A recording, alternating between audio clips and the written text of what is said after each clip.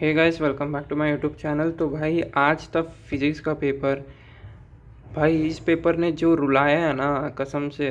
Set to था, सिर्फ 3 घंटे था भाई। ये 3 घंटे का पेपर पहली बात तो था ही नहीं, ये 6 घंटे का पेपर था। इतना लेंदी बना दिया इन्होंने पेपर। सेक्शन ए में ही आधे से ज़्यादा तो टाइम कंज्यूमिंग था।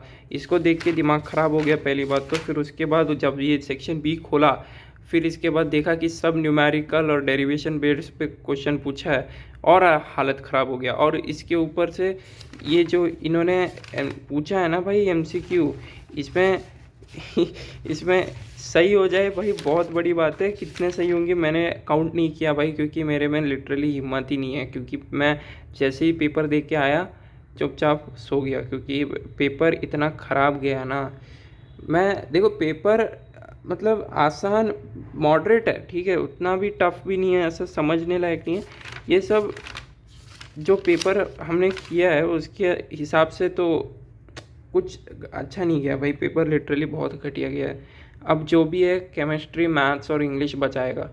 अगर उसका भी ख़राब गया तो फिर तो कुछ नहीं कर सकते।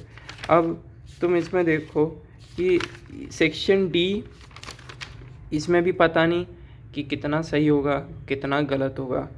मैंने पता नहीं एंड मोमेंट में जो लिखा लिख दिया भाई, कसम से। मैंने मतलब ऐसा सोचा ही नहीं मैं क्या लिख रहा हूँ, क्योंकि पहली बात तो टाइम कम था। ऊपर से ये लोग ये पूछ भी ऐसे रहे जैसे कि भाई हम सब कुछ लिख देंगे इसको। इतना आसान भी नहीं था, सोचने में ही टाइम लग रहा था। ऊपर से ये इतना बड़ा बड़ा न्यूमेरिकल वगैरह 5 नंबर में पूछ लिया इन्होंने। अब बात ये आती है कि पास हो जाएं, वही बड़ी बात है इसमें। इस पेपर ने कसम से रुला दिया भाई। मैंने इस पेपर को मैं ज़िंदगी भर याद रखूँगा। अब कसम से इतना रुलाया ना ये पेपर। एग्ज़ाम देने के टाइम कुछ दिमाग में आ ही नहीं रहा था भाई। इतना कैसे टफ हो सकता है, मतलब अब क्या ही कर सकते हैं, छोड़ो। तुम अपना रिव्यू बताना कि पेपर कैसा गया, कमेंट्स में बता देना।